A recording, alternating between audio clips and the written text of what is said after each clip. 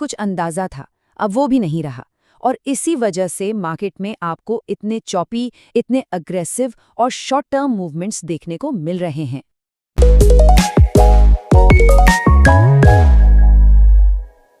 सोचिए, इतनी तेजी से इतना बड़ा उछाल, ये साफ इशारा था कि बाजार में बहुत बड़ी गड़बड़ चल रही है।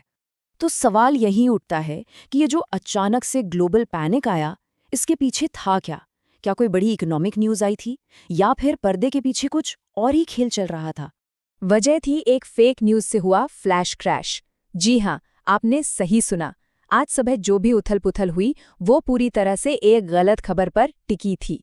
और ये घटना हमें दिखाती है कि आज के दौर में एक झूठी खबर कितनी तेजी से फैलकर कितना बड़ा नुकसान कर सकती है। अब जरा इस टाइमलाइन को देखिए कि ये सब हुआ कितनी तेजी से।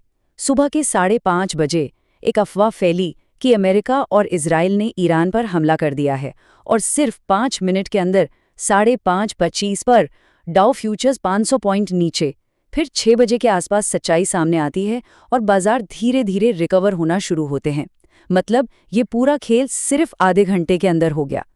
तो देखिए, एक तरफ थी अफवाह, एक मिलिट्री अटैक की खबर, और दूसरी तरफ थी हकीकत, ईरान की एक नॉर्मल सी मॉक ड्रिल।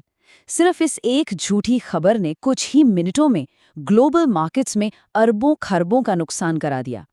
हाँ, ये बात सही है कि खबर झूठी साबित होने के बाद मार्केट थोड़ा संभला, लेकिन जो डर बैठ गया था वो गया नहीं।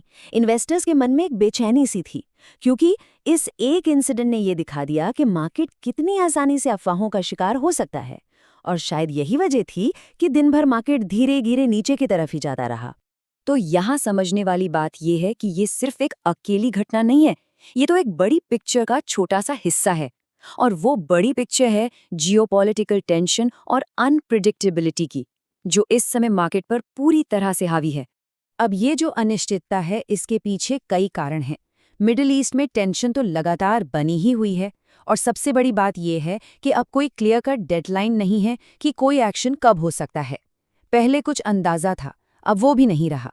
और इसी वजह से मार्केट में आपको इतने चॉपी, इतने अग्रेसिव और शॉर्ट टर्म मूवमेंट्स देखने को मिल रहे हैं।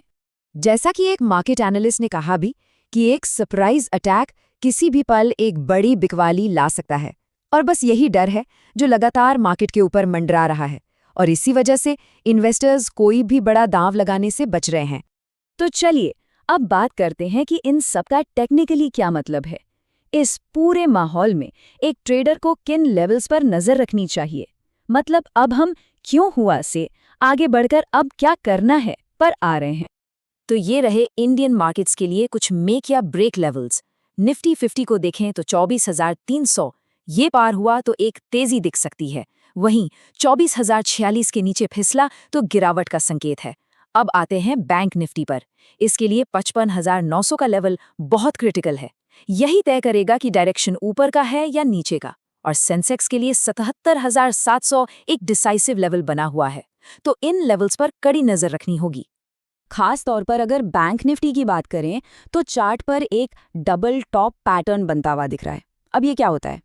ये एक बेरिश टेक्निकल पैटर्न है, मतलब मंदी का संकेत। इसका सीधा मतलब ये हो सकता है कि जो अप ट्रेंड चल रहा था वो अब डाउन ट्रेंड में बदल सकता है। तो ये एक टेक्निकल वार्निंग है जिसे नज़रअंदाज नहीं करना चाहिए।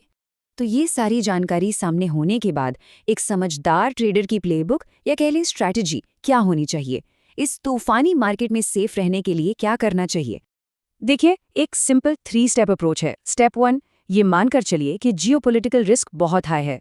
स्टेप 2, ये समझिए कि मार्केट में अनिश्चितता अभी बनी रहेगी। और स्टेप 3, जो कि सबसे ज्यादा जरूरी है, लीवरेज पोजीशन से दूर रहिए, मतलब उधार के पैसे से या अपनी कैपेसिटी से ज्यादा की ट्रेडिंग बिल्कुल मत करिए। ऐसे माहौल में एक्स्ट्रा रिस्क लेना बहुत खतरनाक साबित हो सकता है। तो आखिर में बस इतना याद रखिए, जब मार्केट अटकलों और अफवाहों के तूफान में फंसा हो ना, तो सबसे सेफ किनारा सावधानी ही है।